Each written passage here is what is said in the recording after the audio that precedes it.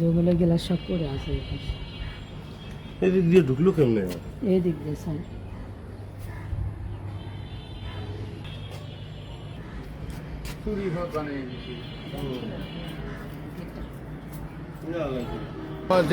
তখন আমাকে খবর দেয়, তখন আমি আসি, এসে দেখি যে তাকে ধরছে।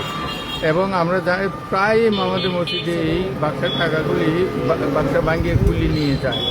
আজকে আমরা তথ্য থাকার দরুন হাতে নাতে তাকে ধরতে পারছি। ধরার পরে তাকে ইউনূস স্যারের কাছে নিয়ে যাই। আমাদের মডেল মসজিদের যে দান বাক্স চুরি করার জন্য উদ্দেশ্য করে আছে, পরবর্তীতে এক ছাড়া দিলে এরপরে আরো অন্য বেশি ক্ষতি করতে পারে। এই জন্য আমরা দৃষ্টান্তমূলক তার শাস্তি চাই।